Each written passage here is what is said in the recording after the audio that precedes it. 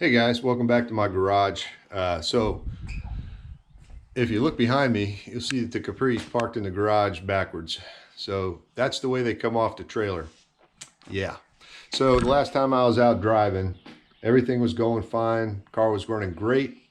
Get about halfway home, all of a sudden it starts starving for fuel.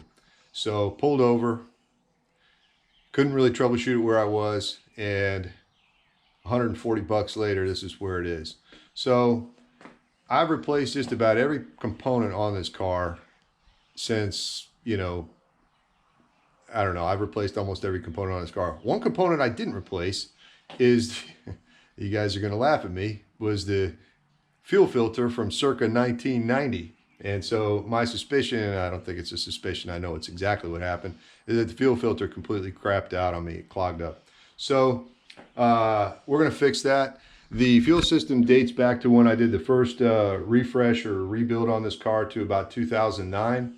I got some secondhand parts off a buddy of mine that was redoing his fuel system, and it was plenty for my needs at the time. It was a 255 in the tank, and I think a Walbro, and then an inline pump that was probably another 255. And I made it work, and it worked fine. The stock fuel rails, or not fuel rails, but hard lines that go from the rear of the car to the front are still there, and it works. All right. So, well, it did work until it stranded me. So we're going to go back and redo this. I've put some thought into whether I wanted to go completely nuts on the fuel system, and the answer is no. All right. So there's absolutely no point in my mind in putting a fuel system in that can support 1,000 horsepower if I can't make 1,000 horsepower, and I'll never be able to make 1,000 horsepower without splitting the block. And I'm not trying to, I just don't think the reality is that I'm going to put an aftermarket block in this car anytime soon. And if I do, that's a major investment, and I'll just go back and revisit the fuel system there. But what I'm going to do is put in a fuel system that works with what I already have. And so if it looks meager by the standards of a lot of race cars that are out there, it's not a race car, and it won't be. It's a street car. I have had, with the two pumps that are in it now, I've had the second pump staged to where it came on at 3,000 RPM, and that was probably fine.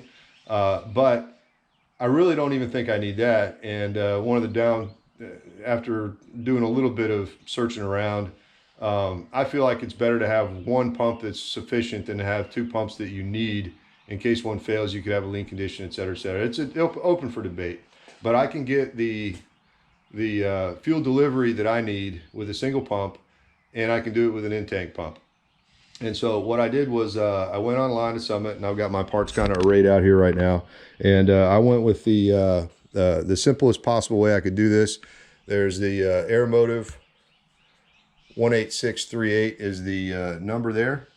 And it's basically a drop-in, and yeah, it looks small, but that's a 340 liter per hour tank, which is about 3 times the size of a stock 5-liter tank, and it's bigger than the one that's in the tank now. It should be fine for what I need. And went ahead and got the fittings. There's a bunch of straight fittings here, and a couple of the 90 degrees that are specific to this setup right here. It's designed to take those particular fittings. I went and looked at the Air Motive instructions, and those are the part numbers that it recommended, so I just went with that to avoid any headaches. And those are -6, which is fine. And without, everybody seems to think that you've got to have like a -10 outlet all the way to the engine and dual 8 fittings and all that stuff. You really don't. And this is why. And you guys can crucify me in the comments if you want, but essentially a fuel injector needs X pressure at the fuel injector to function properly. Doesn't say anything about flow, doesn't say anything about volume, it just says pressure. So as long as your pump is able to sustain the pressure at the fuel injector, then you've got enough pump and you've got enough flow. So if you're trying to push all that through a soda straw, I got that. It's more work on the pump. But that's beside the point. Most factory cars that make upwards 500, 600, 700 horsepower, if you look in there, most of those hard lines are not 5/8 inch thick. They're just not. So I'm not a racer. If you want to use -10 stuff all the way to the fuel rails and dual dash, I don't care. That's fine. If you feel like that's what your engine needs to function properly, go for it. But this will be fine. So I'm going to use basically -6 for both the feed and return, and in fact the return is smaller than -6 because it doesn't have to be any bigger than that because it's not returning that much fuel. If you return too much fuel to your tank and you're sitting in traffic and doing stuff, you're going to heat the fuel up. And if you don't think that a fuel injected car can get vapor lock, you're wrong, because it can, especially if the lines that are returning from your fuel pressure regulator run close to heat sources in the car. Then the fuel that you're returning to the tank gets hotter and hotter and hotter, and it will eventually lead to vapor lock. And I've had to reposition the lines in this car when I first rebuilt it just for that reason. So it's not just theoretical, it actually does happen. So I'm happy with the amount of fuel that this fuel pump will deliver. If it turns out to be insufficient, and I'll know that because I log fuel pressure, then I'll add an inline pump to supplement it at high RPMs or boost levels or however I feel like setting it up. And the electrical system is already designed to do that. So I know I'm long-winded. You can fast forward through it if you want, but essentially we're going to start putting all this stuff in. All right. And so if you're here just because you want to see how to drop a Fox body fuel tank, then I'll be able to help you out with that, and you can skip forward to those little areas if you like, and I have no problem with that. When it comes time to route the lines and everything, I'll show you how I go about putting together AN lines. This will be my first go around with PTFE line hose, and I'll probably do a little research on that. Not the biggest expert, but I'll get it done. And then we'll get into making sure that the tune is good. Hey, Lilu, what's up, girl? At any rate, that's the focus of today's video. Thanks, guys, for hanging out. I appreciate it. I'll see you again at the end. Later. All right, before I drop the tank, I'm going to clean some stuff up, like the fuel filler neck and stuff, before I put it back together. So if you just drop the tank without loosening up a bunch of stuff, you're going to struggle with it. So before you take it off, there's 3 bolts here that'll help loosen up the filler neck. I'm going to take those off. And not all of these are required, but I'm going to take them all off anyways because I don't want to fight with it. And then if you come down here underneath on the side of the tank, you'll see if I get the light up in there. 4 bolts around that rubber gasket. And then you've also got this little hanger here, right there. 10mm or 3/8, take your pick.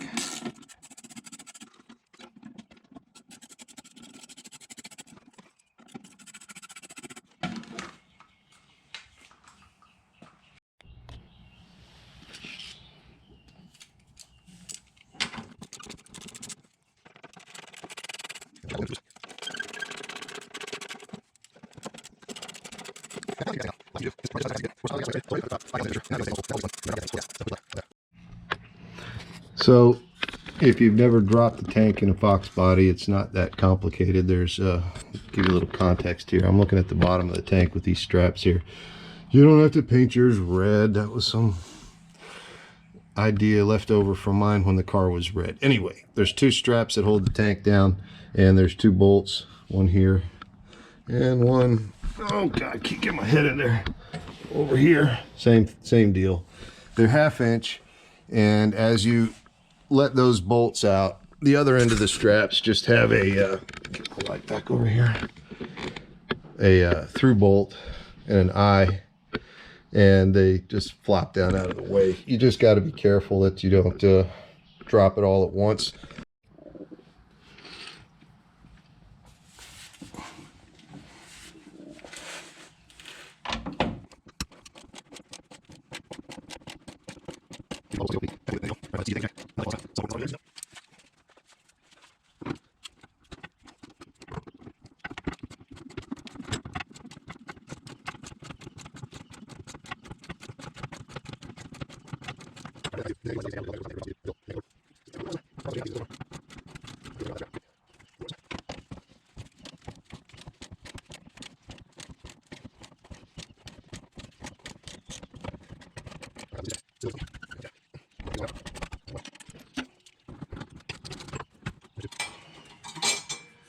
Okay, now comes the tricky part.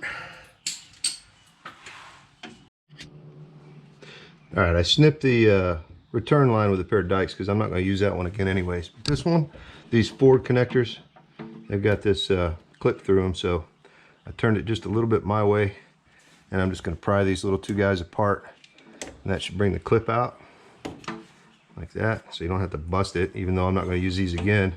And now this one, now there's no pressure in the line right now. That my system does not keep pressure in it for more than a microsecond. Some of the fuel might come out here though, so I'm just going to kind of use my rag here to pop this off. There you go.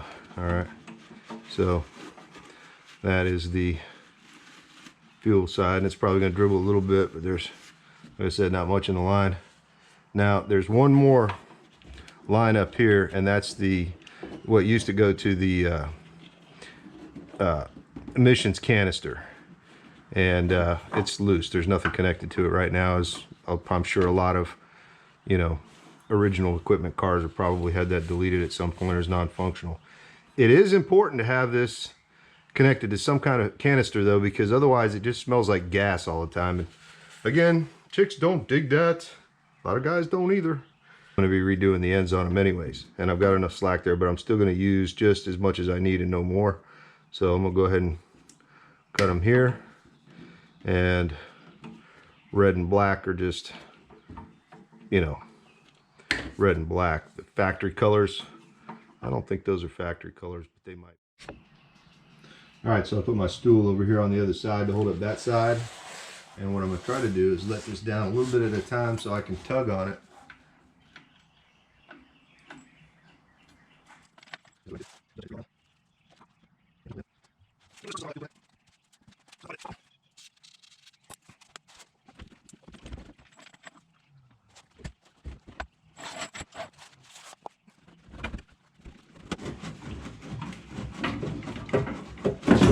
There we go. No, no, don't do that. No, don't do that.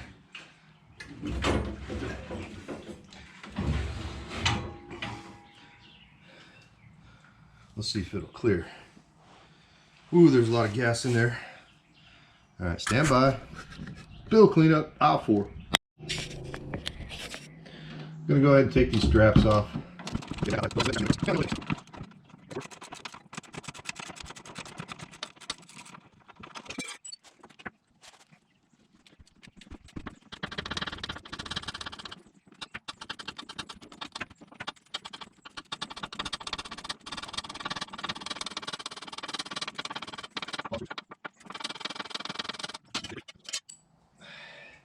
All right, there's a little bit more room. We'll see if I can pull this out. It may be too high because of that bulge, but we'll see. I try not to spill a whole bunch of fuel because it's right by that filler neck.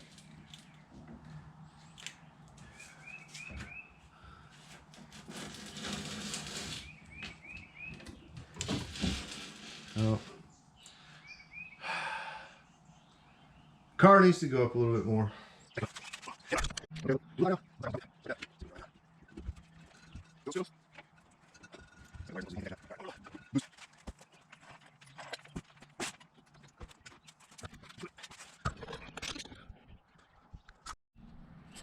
All right, well, I think that should have done it. Put this down.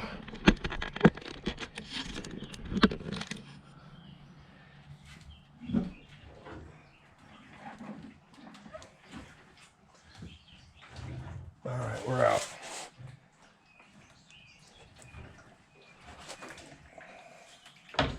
Oh, still got a lot of gas in it. All right, so kind of phase-ish 1 is complete. And I'm gonna clean up my work area a little bit, organize myself, and we'll start on phase 2. Now, I will say that if I've got the gas tank out, I'm gonna come in here and do some rooting around, and any kind of little miscellaneous tasks that might need to be done while I'm in there. I always like to try to do that if I've got major areas that are exposed that are hard to get to. So next order of business will be to, I'm probably going to go ahead and drain the tank. And then we'll be taking off the old fuel pump assembly, getting it out of there, going in there underneath the car and getting the lines and everything run properly, and the fuel filter, new fuel filter mounted, and then we'll take it from there. So be right back.